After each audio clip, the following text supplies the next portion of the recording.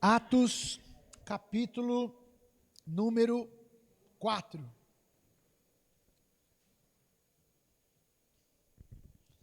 Atos, capítulo número 4.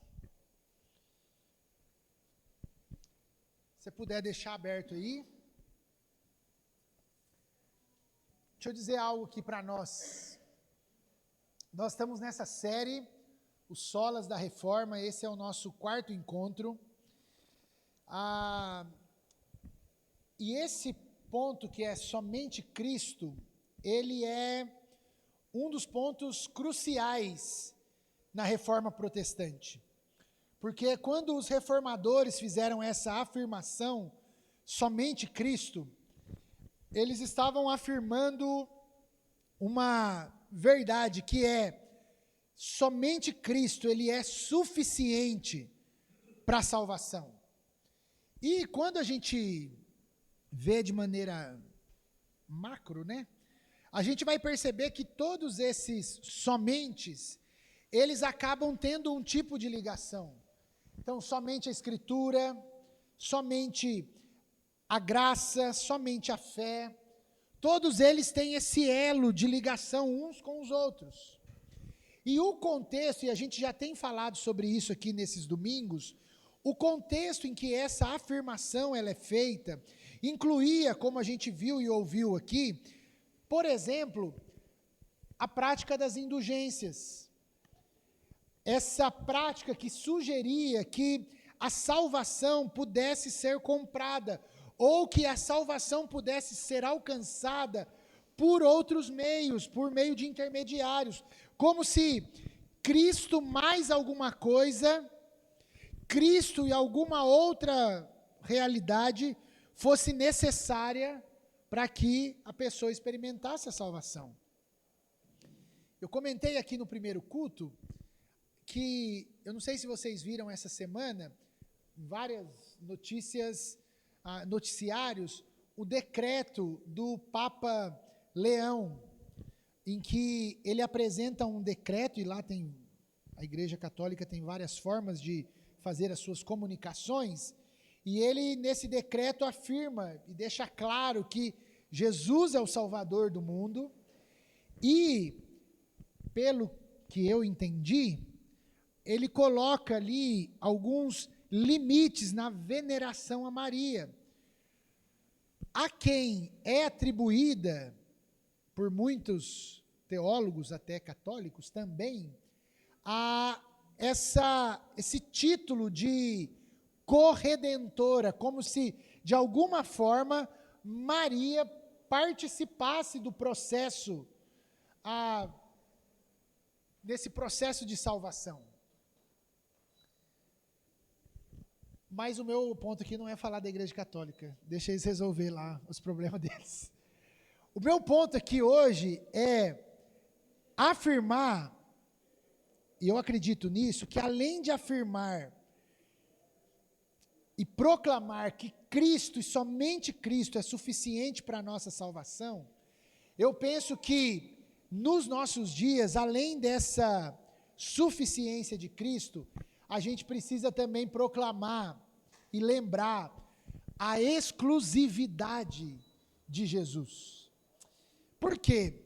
Porque nós vivemos tempos chamados de pós-modernidade. Um tempo onde nós vivemos um mundo cada vez mais plural, um mundo cada vez mais secularizado, e nesse mundo de várias opções, a gente precisa afirmar somente Cristo. Nós não cremos que qualquer caminho serve. Nós não cremos que qualquer caminho leva a Deus. Isso não é o que a Escritura nos mostra. E nós vivemos, então, e a gente precisa lembrar disso, cercado por muitos salvadores, entre aspas. E esses salvadores, eles nascem desde a política, onde muitos acreditam que se determinado líder político assumir a posição de governo, experimentaremos a salvação. Muitos acreditam que a salvação está até mesmo no consumo, na tecnologia, e que esses produtos e esses meios nos darão a salvação que nós tantos aguardamos. Então nós vivemos cercados dessas promessas de salvação, de caminhos que nos apontam que a salvação está em alguém. Ou talvez, e é muito comum a gente ouvir no nosso tempo também, que talvez a salvação está dentro de nós mesmos. Nesse tempo em que nós valorizamos tanto aquilo que tem sido chamado dessa identidade do self, do que a nossa imagem está muito valorizada. E as pessoas estão buscando seus salvadores, seja a partir delas mesmas, seja fora delas, mas muitas delas não têm olhado para aquele que de fato é o Salvador e Senhor do mundo. Diante disso, é muito comum a gente perceber então essa busca, essa forma de querer viver uma espiritualidade que nos seja confortável. A gente quer um Cristo que combine com o nosso estilo de vida. A gente quer um Cristo que me seja confortável, mas nessa manhã eu quero lembrar a você, a mim, a todos nós aqui, que o que nós precisamos é de somente Cristo, o Cristo revelado nas Escrituras. Dito isso, quero ler com você Atos capítulo 4, versos 1 até o versículo número 12. Enquanto Pedro e João falavam ao povo, chegaram os sacerdotes, o capitão da guarda do templo e os saduceus. Estavam muito perturbados, porque os apóstolos ensinavam o povo e proclamavam em Jesus a ressurreição dos mortos. Eles agarraram a Pedro e João e, como já anoiteciam, os colocaram na prisão até o dia seguinte. Muitos, porém, dos que ouviram a mensagem creram, chegando quase a 5.000 o número dos homens que creram. No dia seguinte, as autoridades, os líderes religiosos e os mestres da lei reuniram-se em Jerusalém. Estavam ali Anás, o sumo sacerdote, Caifás, João, Alexandre e todos os que eram da família do sumo sacerdote. Mandaram trazer Pedro e João diante deles e começaram a interrogá-los. Com que poder ou em nome de quem vocês fizeram isso? Então Pedro, cheio do Espírito Santo, disse-lhes: autoridades, líderes do povo, visto que hoje somos chamados para prestar contas de um ato de bondade em favor de um aleijado, sendo interrogados acerca de como foi que ele foi curado, saibam os senhores e todo o povo de Israel que por meio do nome do Senhor Jesus Cristo, o Nazareno, a quem os senhores crucificaram, mas a quem Deus ressuscitou dentre os mortos, este homem está curado diante dos senhores. Este Jesus é a pedra que vocês, construtores, rejeitaram, que se tornou a pedra angular. E não há salvação em nenhum outro, pois debaixo do céu não há nenhum outro nome dado aos homens pelo qual devamos ser salvos. Vamos orar mais uma vez? Deus, dá-nos da Tua palavra aqui nessa manhã. Tua palavra está aberta, abre o nosso coração também para a gente entender, para a gente compreender o Evangelho, compreender o desafio de vivermos a nossa vida a partir dessa realidade, somente Cristo. Pedimos isso em nome de Jesus. Amém. Queridos, o contexto desse texto, há uma ligação direta com o capítulo 3, o capítulo anterior. No capítulo 3, Pedro e João, eles realizam aqui o que Pedro vai chamar de um ato de bondade. Eles estão caminhando ali para o templo, na porta chamada Formosa, e existe ali um homem que está há muito tempo ali, um homem aleijado, um homem coxo. E quando há aquele encontro de Pedro e João com aquele homem, Pedro diz para aquele homem: eu não tenho prata nem ouro, mas o que eu tenho eu te dou. Em nome de Jesus, o Nazareno, levanta e anda. O homem levanta, anda, entra dentro do templo, pulando, saltando, feliz, porque ele foi curado. O texto continua, e aqui no capítulo 4 nós temos esse primeiro movimento de oposição, de confronto contra os discípulos de Jesus. O texto que nós lemos aí no versículo 1 vai apresentar para nós esses líderes religiosos, sacerdotes, capitão do templo e os saduceus. E veja que interessante, porque o texto começa apresentando para nós aqui que Pedro e João estão falando ao povo, e aí chegam esses líderes religiosos, e o versículo 2 é muito interessante, porque ele vai dizer que eles estavam muito perturbados.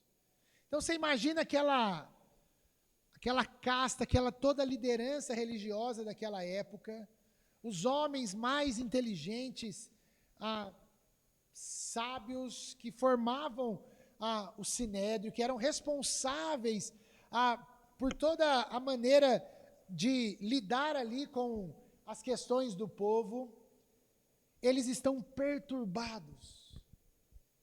Mas eles não estão perturbados porque uma cura foi realizada e um homem deixou de ser coxo, aleijado. Mas eles estão perturbados porque os apóstolos estavam ensinando o povo e proclamavam em Jesus a ressurreição dos mortos. O problema daqueles líderes não era com a cura, mas com a pregação que Jesus havia ressuscitado.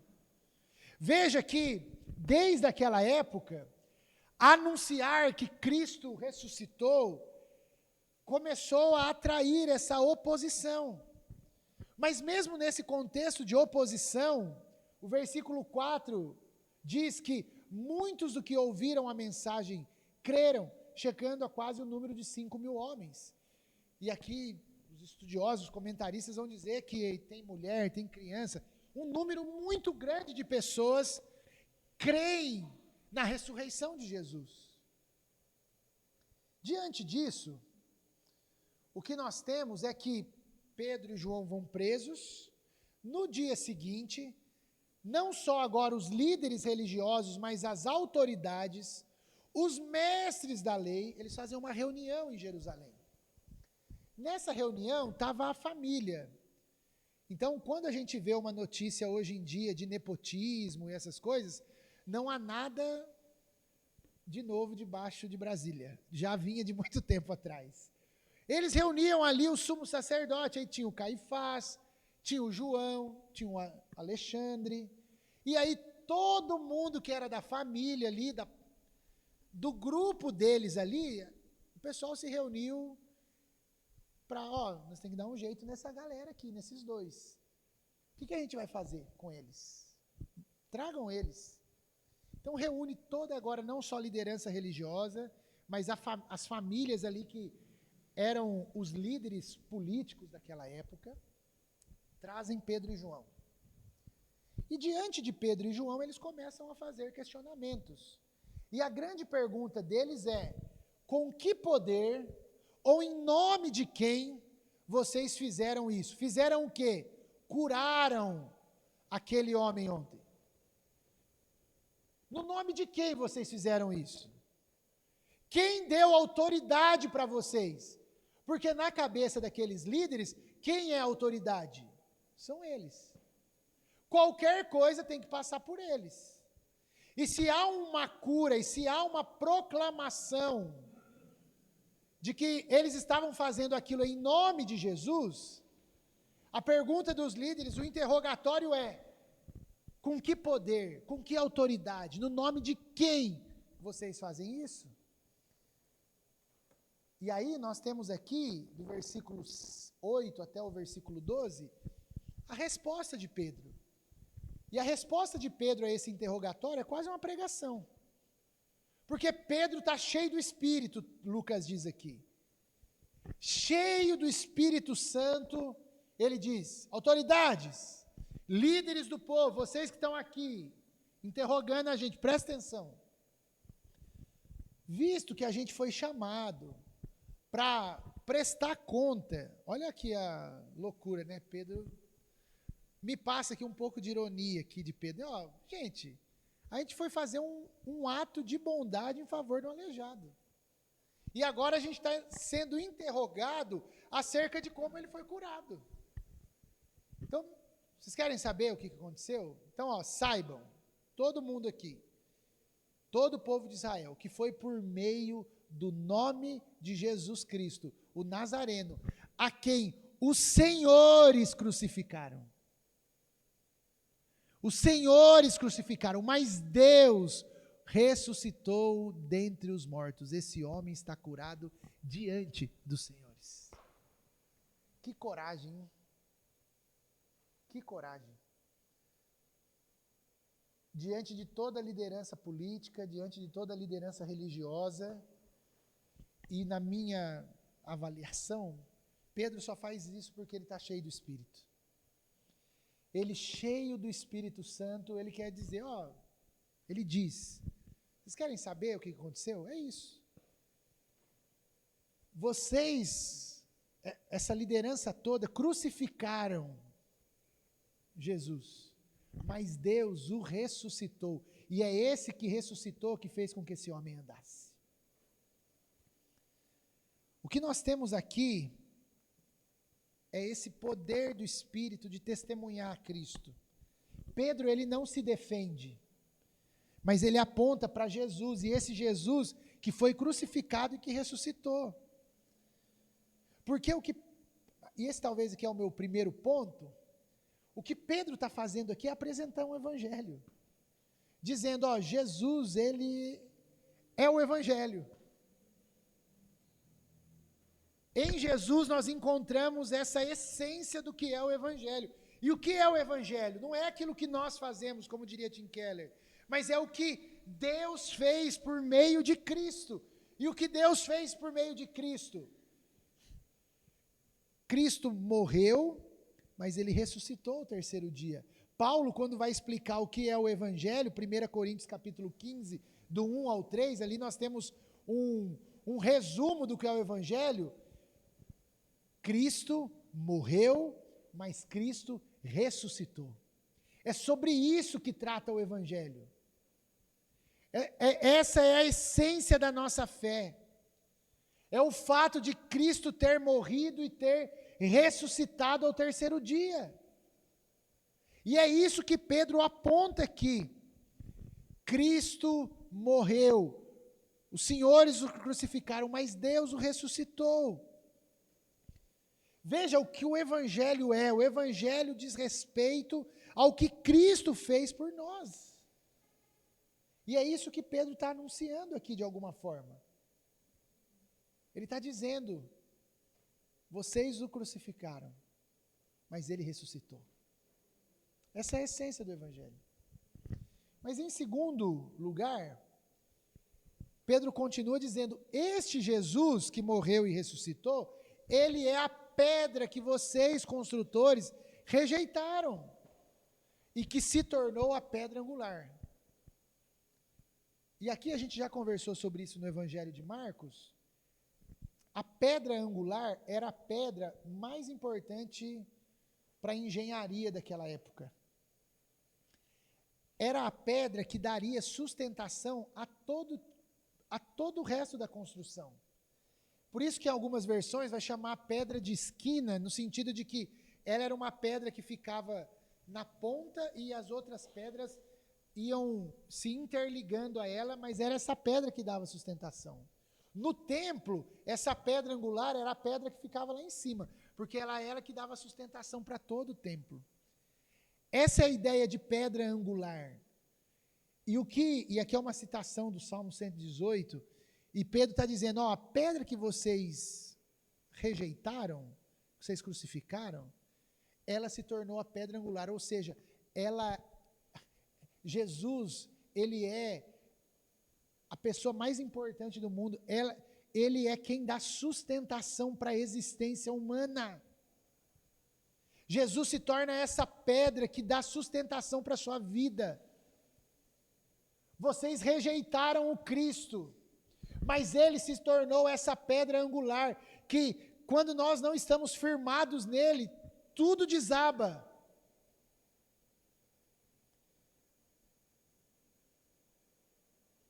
A pedra angular é essa pedra que fazia com que toda a obra ela estivesse no eixo.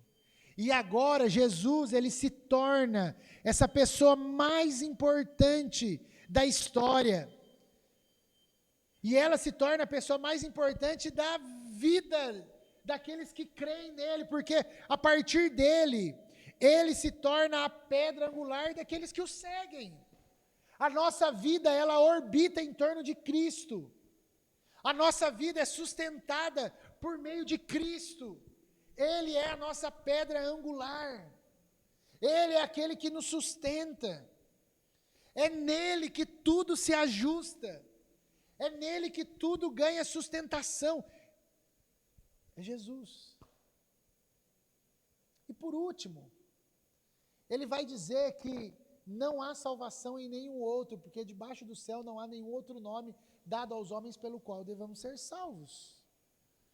E aqui é essa confissão central dessa perícope, que não há salvação em nenhum outro. Não há nenhum outro nome que possa salvar. E dito isso, eu penso que, e aqui eu quero voltar ao que eu compartilhei ali na introdução,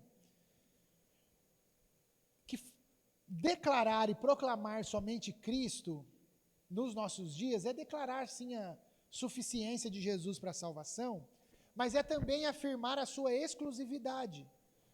E é isso que Pedro está dizendo, que não há nenhum outro nome. Pedro, quando faz essa afirmação, ele está eliminando todas as outras opções.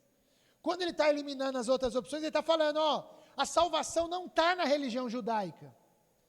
A salvação, ela não está no Buda. A salvação não está no Maomé. A salvação não está em qualquer filosofia ou ideologia. A história da qual nós fazemos parte aponta para essa exclusividade e suficiência de Jesus. A ponto de o próprio Jesus, respondendo uma pergunta de um discípulo, dizer: eu sou o caminho, a verdade e a vida. Ninguém vem ao Pai a não ser por mim. A salvação, essa mediação, ela acontece por meio de Jesus, unicamente. O apóstolo Paulo, a Timóteo, 1 Timóteo capítulo 2, versículo 5, vai nos lembrar, pois há um só Deus, e um só mediador entre Deus e os homens, o homem, Cristo Jesus.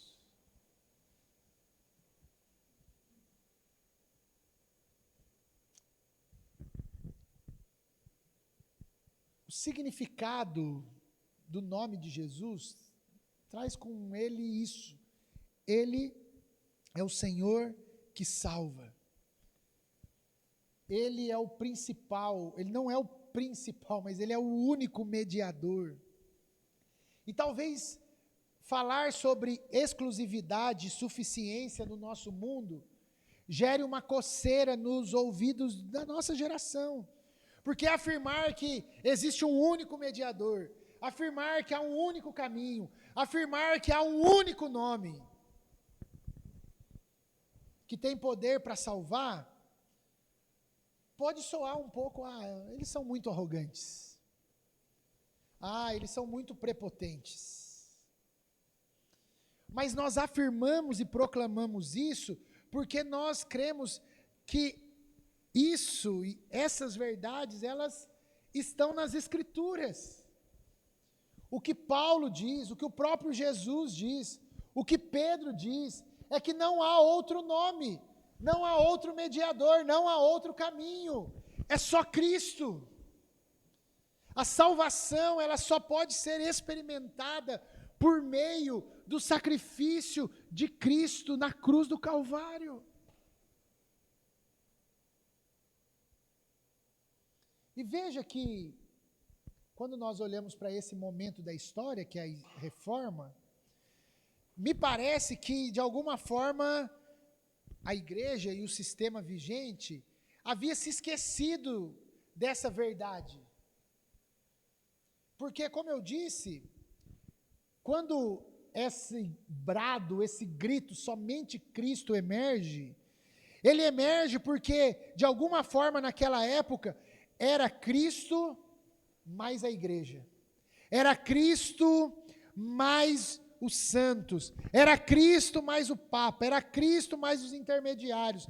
Era Cristo mais as indulgências. Era Cristo mais as boas obras. Era Cristo mais os sacramentos. Era Cristo e mais alguma coisa.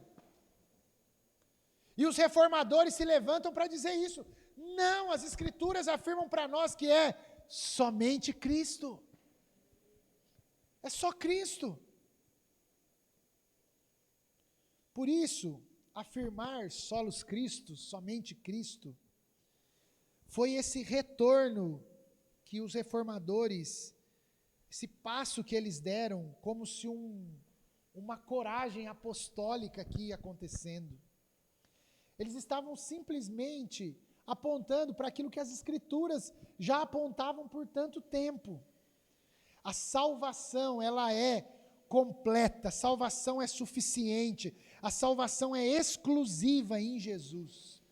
E por que a salvação é só em Jesus? Porque, como nós vimos no versículo 10, somente Cristo morreu, foi crucificado, morreu e ressuscitou. Só Cristo nos apresenta essa verdade que é o próprio Evangelho. Ele morrendo e Ele ressuscitando. Essa verdade de que é Ele que dá sustentação para a nossa vida. Ele é a pedra angular que os construtores rejeitaram. Ele é o único mediador, Ele é o único nome que tem poder para salvar. E nós precisamos ser lembrados disso. Por isso, nessa manhã, para a gente refletir e praticar, eu queria deixar duas perguntas para você. A primeira delas é: de fato, Cristo é suficiente para você? Porque, vamos combinar aqui, que a gente vive um tempo de muito sincretismo. A gente vive um tempo de muita mistura. Eu compartilhei aqui uma história que, particularmente, eu vivi com uma pessoa que eu trabalhei um tempo atrás, que no domingo ela ia no culto, na segunda-feira ela tomava o passe, na quarta-feira ela ia num outro lugar, porque ela queria... Eu preciso chegar a Deus. Só Jesus não dá conta, Davi. Eu preciso de um pouquinho de cada coisa para chegar até Deus. Pessoas que não conseguem encontrar em Cristo a sua suficiência para viver. Mas o que o texto que nós lemos, e essa história que nós lemos hoje, nos aponta para isso, que não há nenhum outro nome. E isso exclui tudo, exclui religião, exclui pastor, exclui padre, exclui mediador, exclui moralismo, legalismo, exclui autoajuda, exclui porque não há nenhum outro nome, não tem. Não tem outro nome a não ser o nome de Jesus. Cristo é suficiente e não precisa de complemento. Você não precisa pôr uma vitamininha a mais lá. Você não precisa tomar o seu whey protein para ter Jesus. Não, é só Jesus. É somente Cristo.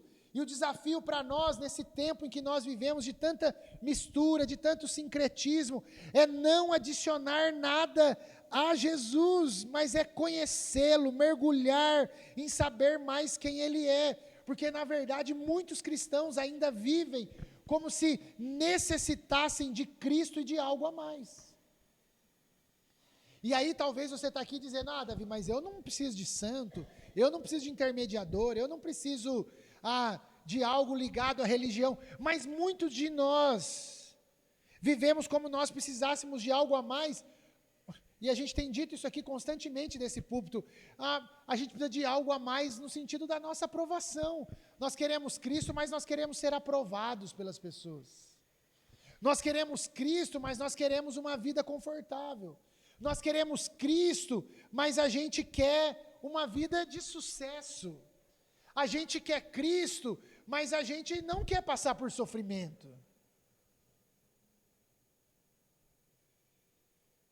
Meu irmão, minha irmã, saiba que somente Cristo pode nos libertar até mesmo da gente provar o nosso próprio valor.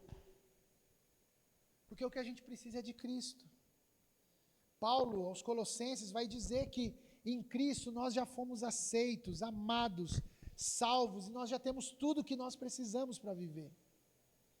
E a gente precisa descansar nisso. Tim Keller, no livro A Fé na Era do Ceticismo, ele vai dizer que o cristão entende que a sua aceitação diante de Deus é inteiramente baseada na obra de Cristo, e não em qualquer coisa que ele faça. Meu irmão, tudo que nós precisamos foi feito por Cristo na cruz do Calvário. O que nós fazemos hoje é resposta a esse amor de Cristo. Por isso, meu irmão, tem gente que acha que Jesus vai vir, você vai ficar batendo tambor aqui, esperar Jesus chegar, e a gente vai ficar chamando Jesus, Jesus, a gente vai chamar a atenção dele, como se ele tivesse carente de algo da nossa parte.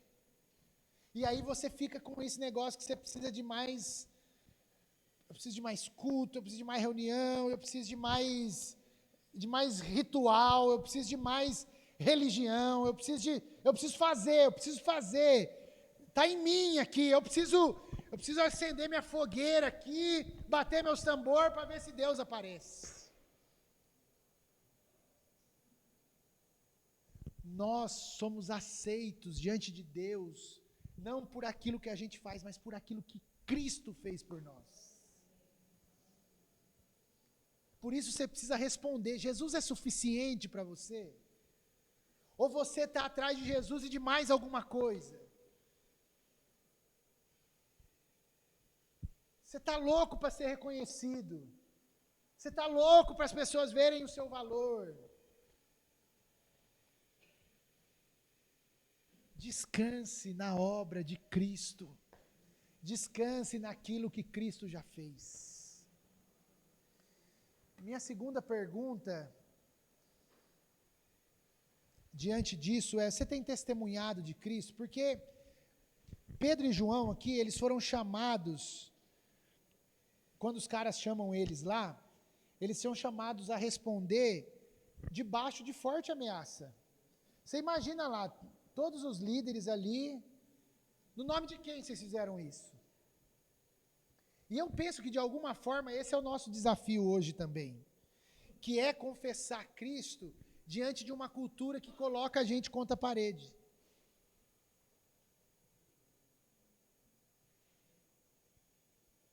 Em um mundo que, de alguma maneira, tem uma tolerância seletiva. Porque se eu confesso que Jesus é o único caminho, aí o intolerante sou eu.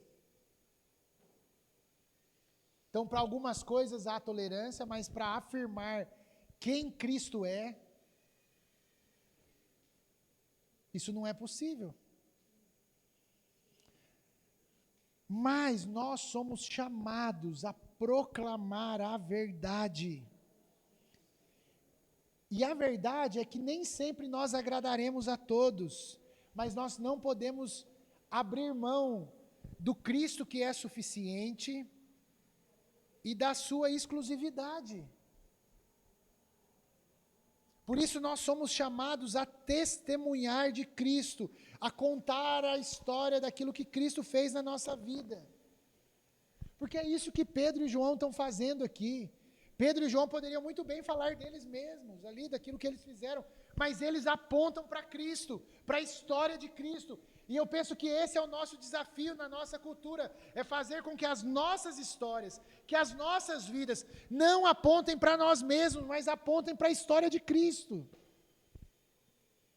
Porque se de fato Cristo mudou e transformou a nossa vida, a nossa história aponta para essa história maior.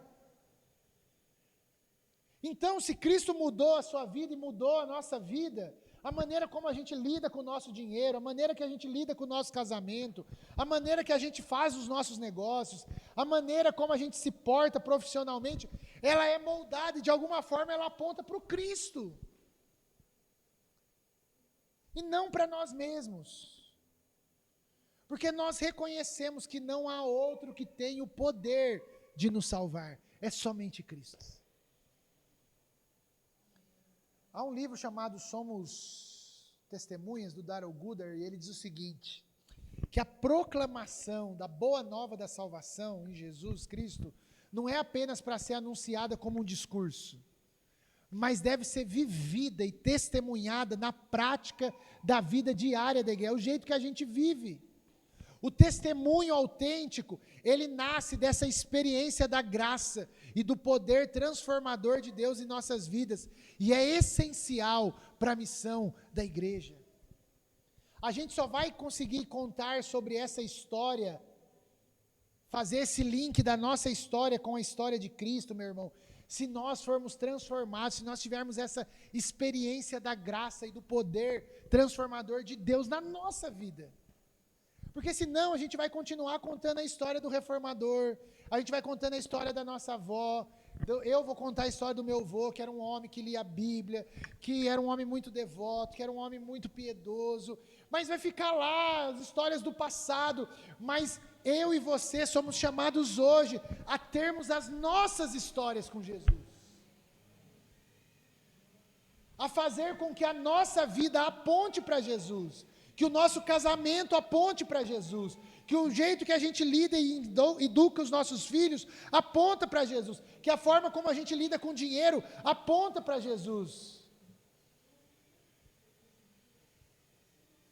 Por isso a pergunta para nós é, se Cristo é suficiente para nós, nós temos testemunhado desse Jesus na nossa vida diária?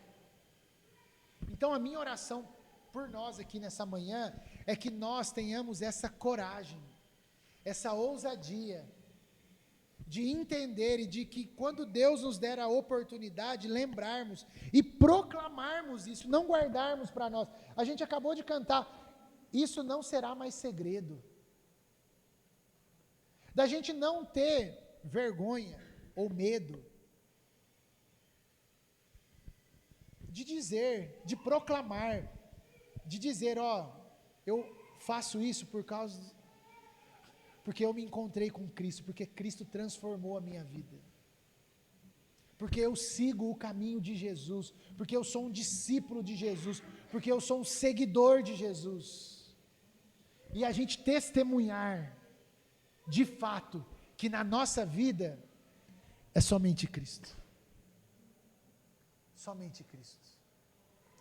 Então nessa manhã, a minha oração por nós é essa, que Cristo nos seja suficiente. Se você tem adicionado alguma coisa a Jesus, somente Cristo. Ele é suficiente para a nossa salvação. Se você, por medo, por pressão da cultura, não tem conseguido articular a sua história à luz dessa grande história, a minha oração é para que você tenha boas histórias para contar com Jesus, e que Deus te dê oportunidade para falar da sua história à luz da história de Cristo, para que as pessoas saibam que a nossa vida não é para nós mesmos, mas a nossa história existe para glorificar e para apontar o nome de Jesus. Que assim seja na minha, na sua vida, hoje e sempre. Amém? Vamos cantar, queria chamar o pessoal do louvor aqui, nós vamos terminar a nossa celebração cantando essa última canção que entoamos aqui, e eu queria que a gente cantasse com essa convicção do nosso coração, que Ele é tudo para nós, Ele é tudo que nós precisamos. Vamos ficar em pé.